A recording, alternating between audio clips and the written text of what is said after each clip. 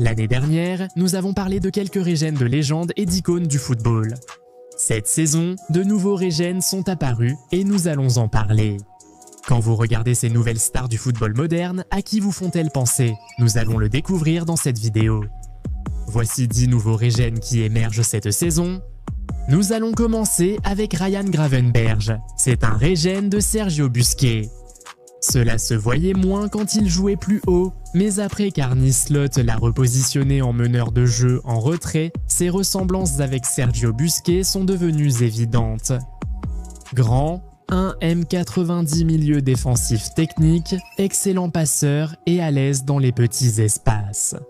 Cela pourrait très bien décrire Busquets ou Gravenberch. La seule grande différence, c'est que Gravenberch est bien meilleur buteur. Cela vient peut-être du fait qu'il a débuté en jouant plus haut sur le terrain. Eh bien, Gravenberch n'est pas le seul milieu défensif de cette liste. Peux-tu deviner qui est l'autre?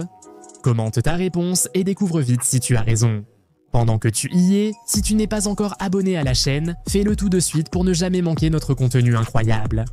Ensuite, parlons d'Esterval. C'est assez évident qu'il est la réincarnation de Neymar, non? Sa gestuelle, ses compétences, sa carrière et ses records nous rappellent tous Neymar. Actuellement, Esterval rappelle beaucoup Neymar à l'adolescence au Brésil.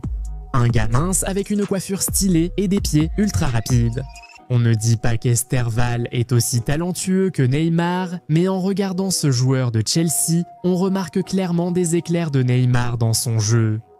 En parlant d'adolescents sud-américains, parlons maintenant de Franco Mastantuono, qui est clairement une réincarnation d'Angel Di Maria. Un Argentin mince de 1,78 m technique, bon dribbleur, excellent dans les petits espaces, doué sur coup de pied arrêté, capable de jouer ailier ou numéro 10 et précis dans ses frappes. Ce sont des qualités qui décrivent parfaitement à la fois Di Maria et Mastantuono.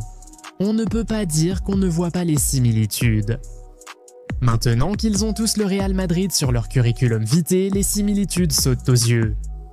Toujours à propos des joueurs du Real Madrid, parlons d'Arda Güler. Inutile de deviner, c'est clairement une réincarnation de Mesut Özil. Dans ce cas, le jeune homme de 20 ans idolâtre Özil et a eu la chance de jouer avec lui à Fenerbahçe. Tout comme Özil, Güler est un milieu de terrain naturellement créatif qui peut aussi jouer comme ailier ou faux neuf. Ils sont tous les deux d'origine turque et ils ont chacun le Real Madrid et Fenerbahçe sur leur curriculum vitae. Peut-être que Güler finira par rejoindre Arsenal dans quelques années, qui sait? Ce que Özil était capable de faire avec le ballon était tout simplement incroyable. Il fut l'un des joueurs les plus créatifs à son apogée, donc Güler devra faire bien plus pour égaler son idole. Avec la façon dont Xabi Alonso l'utilise, on s'attend à ce qu'il progresse vite dans les prochaines années. Mais ce que Güler a de plus que n'importe quelle version d'Özil, c'est une frappe de balle incroyable. Güler sait comment frapper fort dans le ballon, que ce soit de près ou de loin. Pendant ce temps, Özil préférait caresser et placer le ballon. Rappelez-vous, Gravenberch n'est pas le seul milieu défensif de cette liste. C'est parce qu'il y a aussi Martin Zubimendi. Comme dit dans une précédente vidéo, le joueur d'Arsenal est une réincarnation de Xabi Alonso. Milieu défensif originaire du Pays Basque, qui a commencé sa carrière à Antiguoco, puis a rejoint la Real Sociedad avant de partir en Premier League. Excellente technique, à l'aise dans les petits espaces, maîtrise le rythme du match, stoppe et lance les attaques facilement et peut tirer de loin. Tout ce que nous venons de dire pourrait décrire aussi bien Alonso que Zubamendi. Ils se ressemblent énormément. Si Zubamendi avait rejoint Liverpool au lieu d'Arsenal, ils auraient été pratiquement le même joueur.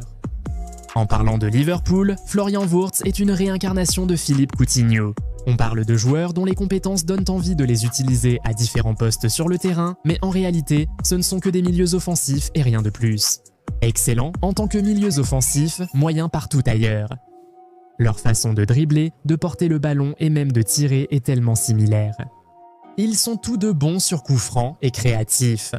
Le transfert de Wirtz à Liverpool a encore accentué ces similitudes. La principale similitude entre ces deux milieux offensifs est leur difficulté après un transfert record.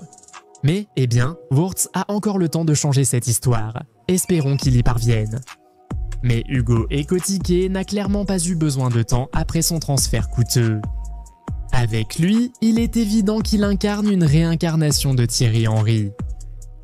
Attaquant français, élégant, capable de jouer en pointe ou sur les ailes, aime prendre les espaces, redescend souvent pour aider à créer, excelle de la tête et possède de nombreuses finitions.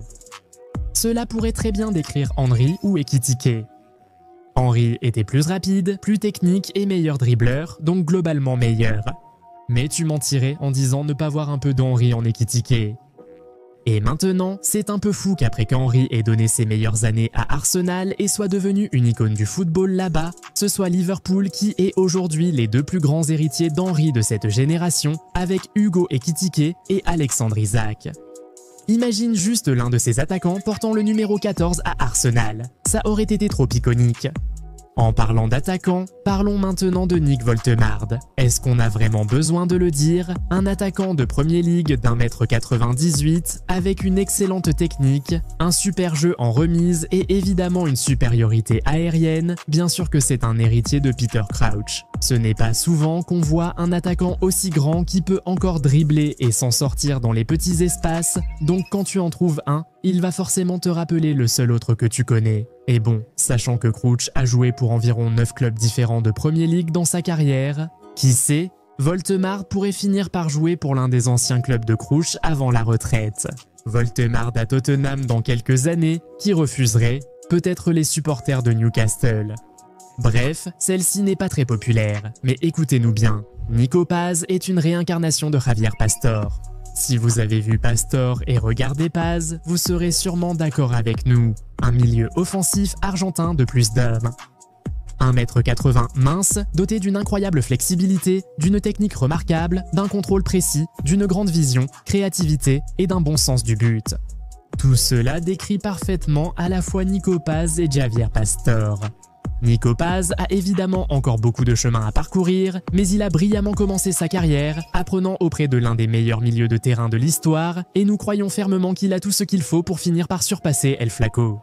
S'il parvient à rester constant et à éviter les blessures, il obtiendra bientôt un grand transfert, soit de retour à Madrid, soit vers un autre grand club, et cela le mettrait sur la voie directe de la grandeur. Enfin, en voici une amusante. D'une certaine manière, Alex Grimaldo est une réincarnation de David Beckham. Beckham était milieu de terrain, donc vous vous demandez sûrement comment sa réincarnation peut être défenseur. Grimaldo est arrière-gauche sur le papier, mais au Bayer Leverkusen, il évolue en milieu dans un système en 3-4-3. Beckham était incroyable pour envoyer des centres précis dans la surface depuis le milieu de terrain, et Grimaldo est aussi très doué pour ça. Beckham était connu pour être un milieu de terrain créatif, et c'est aussi le cas de Grimaldo. Il a même terminé la saison 23-24 comme le joueur ayant le plus de passes décisives en Bundesliga allemande. Mais la principale raison pour laquelle nous avons dit que Grimaldo est une réincarnation de Beckham, ce sont les coups francs. Grimaldo marque maintenant des coups francs pour le plaisir. L'Espagnol semble trouver la lucarne à chaque coup franc qu'il tente ces derniers temps. Son premier but pour Leverkusen venait d'un coup franc direct, et cette saison il a déjà marqué 3 buts sur coup franc direct, dont 2 lors d'un même match contre l'Eintracht Francfort. Effet à la Beckham? Ça, c'était avant. Maintenant, il faut mettre de l'effet comme Alex.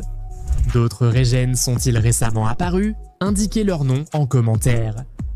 Si vous avez aimé cette vidéo, likez et abonnez-vous. Activez aussi la cloche pour ne jamais manquer de nouveaux contenus. On se retrouve dans la prochaine vidéo. Salut!